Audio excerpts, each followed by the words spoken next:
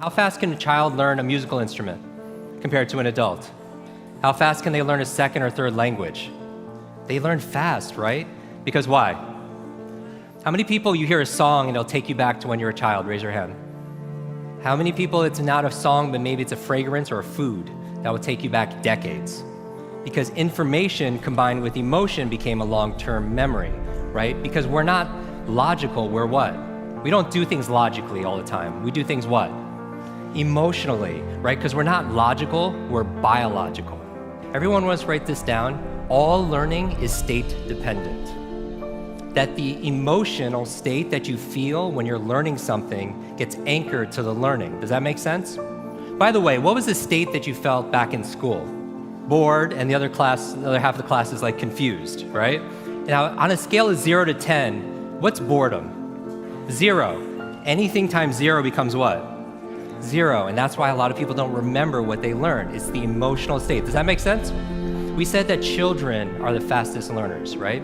That they have this curiosity and they play all the time. Now, it's been shown in science, the research, by playing more actually creates neurogenesis and neuroplasticity.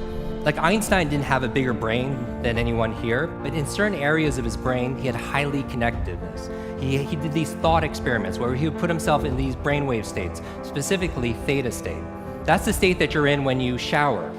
That's the theta state. That's a relaxed state of creativity. You're inspired, you come up with new ideas, new things come out of you, right? And so he had more connections in certain areas. And so you could promote that by playing more.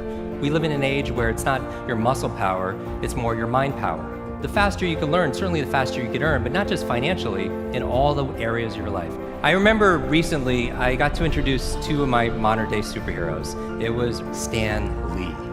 And we're going to dinner, I remember asking Stan, I was like, I have to know, you've created all these incredible superheroes. Who's your favorite? And he looks at me without a blink, he's like, Iron Man. And then he's like, Jim, who's your favorite superhero? I was like, Spider-Man. And without a pause, he says, with great power comes... The opposite is also true. With great responsibility comes great power.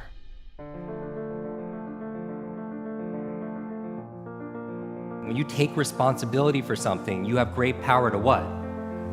To change things, to transform things, to make things better. You want to build a physical muscle, you give it what? Nutrition. Same thing with your mental muscles. Information combined with emotion becomes a long-term memory. Right? The state that you learn something in, the mood and the feelings that you learn something in gets attached to what you want to learn. I'm going to give you 6 keys to learn anything faster. You can write these down. I want you to remember, be fast. Be fast. 6 keys to learn any subject or skill faster. So the B in be fast stands for believe. Because if you believe you can or believe you can't, either way, what? Either way, you're right. All behavior is belief driven. How many people here talking about memory, because memory, forgetting is a state. A lot of people say, oh, I have a bad memory, right? They always think I have memory, or I have focus, or I don't have focus, or I have creativity, I don't have creativity. I want you to scrap that. Creativity is not something you have, it's something you do. Memory is not something you have, it's something you do. There's no such thing as a good or bad memory. There's just a trained memory and an untrained memory. Your brain is like a supercomputer, and your self-talk is a program it will run. So if you tell yourself you're not good at remembering names, you will not remember the name of the next person you meet because you programmed your supercomputer not to. Your mind is always eavesdropping on your self-talk. And so the challenge here is this: too much information, too little time. The amount of information is doubling at dizzying speed, but how we learn it, how we remember it, has that changed at all? Your brain cycles through different brain waves. Beta is when you're most awake, delta is when you're asleep, theta is right above delta. That's the state of creativity we talked about. Like in between theta and beta, when you're most awake, is a state called alpha. Right? It's a state you go in when you meditate, states you go into when you do deep breathing, state you're also in when you watch television. The alpha state is a great state to learn in though. So how do you keep your brain active? So smart devices could be extremely convenient. I'll give you a third villain: digital dementia.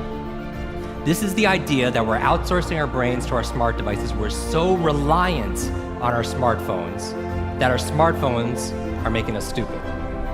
It's convenient. I don't want to memorize 500 phone numbers, but we've lost the ability to memorize one.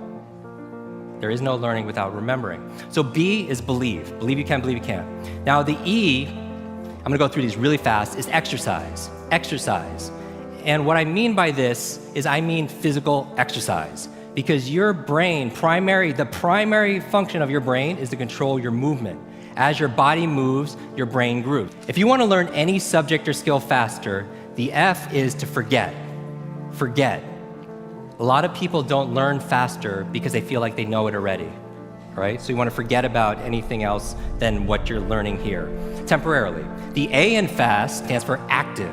You take notes, you ask questions, you participate in it. The S in FAST stands for state, that all learning is state dependent.